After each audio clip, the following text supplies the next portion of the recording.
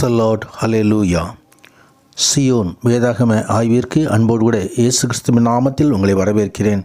இன்றைய தினத்திலும் ஆதியாகம புஸ்தகம் அதிகாரங்கள் 28 முதல் 30 அதிகாரங்களிலுள்ள வசனங்களை தியானிக்க சர்வ வல்லமையுள்ள தேவன் தாமே நமக்கு கிருபை பாராட்டுவாராக.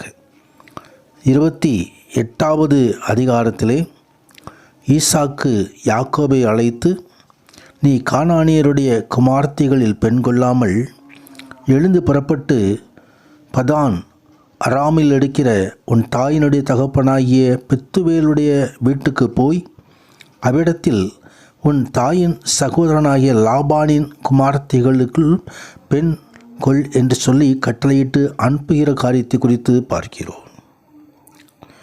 கானானியருடைய குமாரத்திகள் தன் தகப்பனாகிய ஈசாக்கின் பார்வைக்கு ஆகாதவர்கள் என்பதை ஏசா அறிந்த பொழுது ஏசா இஸ்மவேல் இடத்திற்கு போய் ஆபிரகாமுடைய குமாரனாகிய இஸ்மவேலின் குமாரத்தையும் நெபாயாத்தின் சகோதரியுமாகிய மகலாத்தை விவாகம் பண்ணினதையும் குறித்து இங்கே எழுதப்பட்டிருக்கிறதை பார்க்கிறோம்.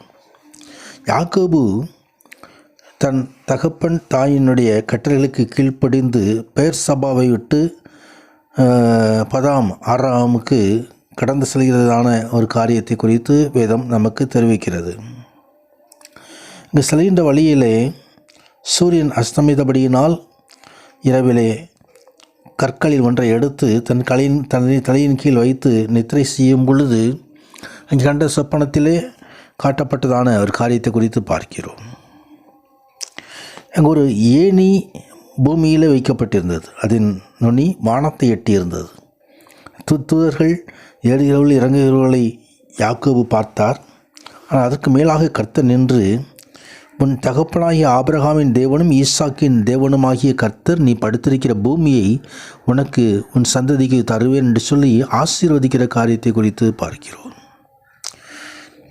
யாக்கோபு நித்திரை எழுந்த பொழுது இந்த ஸ்தலத்திலே உண்மையாகவே தேவன் இருக்கிறார் என்று அறிந்து இது வானத்தின் வாசல் என்று சொல்லி பெயரிடுகிறதையும், அந்த ஸ்தலத்திற்கு லூஸ் என்ற பெயரை மாற்றி பெத்தேல் என்று பெயரிடுகிறதையும் நாம் பார்க்கிறோம். கர்த்தருடைய நாமத்துக்கு மகிமை உண்டாவதாக. அங்கே பொருத்தனை பண்ணுகிறதான யாக்கோபு, இந்த கல் தேவனுக்கு வீடாகும், தேவனின் எனக்கு தரும் எல்லாவற்றிலும் உங்கள் தசமபாகவும் செலுத்துவேன் என்று சொல்லி பொருத்தனை பண்ணி கொண்டான் என்று சொல்லியும் பார்க்கிறோம். 29வது அதிகாரத்திலே யாக்கோபு பதான் அராமுக்கு வந்து சேர்கிற காரியத்தை குறித்து பார்க்கிறோம். பயண நேரங்களிலே கர்த்தர் கூட இருந்தார், கர்த்தர் வழி நடத்தினார், ஆசீர்வதித்தார். அதிதேவன் நம்மையும் நமது பயண நேரங்களில், இந்த உலகத்தின் வாழ்க்கையே ஒரு பயணம்தான், வனாந்திர மார்க்கத்தில் செல்கின்றதான ஒரு பயணம்தான். இந்த பயணத்தில் தேவன் நம்மோடு கூட வருகிறார், நம்மை ஆசீர்வதிக்கிறார், நம்மை வழி நடத்துகிறார். அவருடைய வார்த்தையை நாம் பற்றி கொள்ள வேண்டும். இங்கே யாக்கோபு பிரயாணம் பண்ணி அங்கே பதான் அராமுக்கு வந்து ராகேலை கண்டுகொள்கிற காரியத்தை குறித்து பார்க்கிறோம். தன் மந்தையை மேய்த்து கொண்டிருந்த ராகேலை கண்டு லாபான் வீட்டுக்கு போய் அந்த லாபான் என்னத்தனை அறிமுகப்படுத்தி தொடர்ந்து இந்த லாபானின் ராகேலுக்காக யாக்கோபு 7 வருடம் வேலை செய்கிறதை குறித்தும் வேதம் நமக்கு தெரிவிக்கிறது. ஆனால் 7 ஆண்டுகள் முடிந்த பின்பு மாமனாகிய லாபான் இந்த யாக்கோபை ஏமாற்றி ராகேலுக்கு பதிலாக மூத்த மகளாகிய லேயாளை திருமணம் முடித்து கொடுக்கிற காரியத்தை குறித்தும் பார்க்கிறோம்.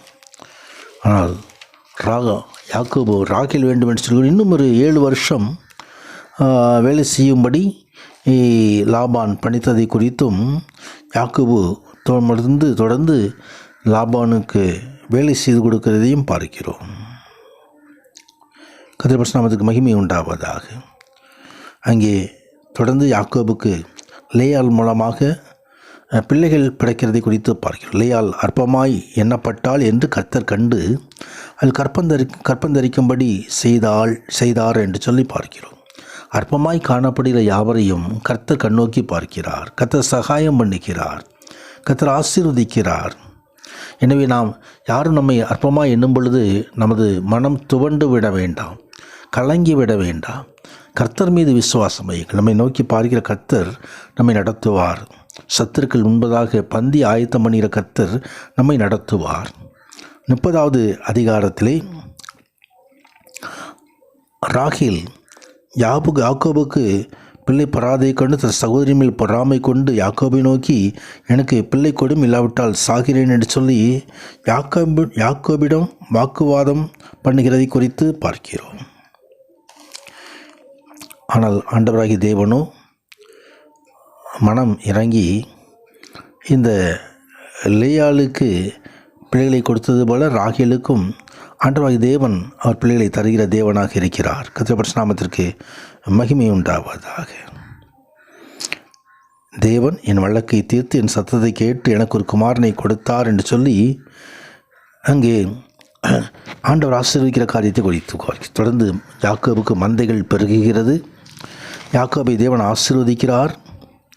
அது மிகவும் விருத்தியாகி திரளான ஆடுகளையும் வேலைக்காரர்களையும் ஒட்டகங்களையும் கழுதைகளையும் உடையவனானான் என்று சொல்லி கர்த்தருடைய ஆசீர்வாதம் ஐஸ்வரியத்தை தரும். அதனோடு கூட வேதனை கூட்டார். அதே தேவன் இன்றைக்கும் நம்மை ஆசீர்வதிப்பாராக. கர்த்தருடைய நாமம் பரிசுத்தப்படுவதாக. ஆமேன், ஆமேன்.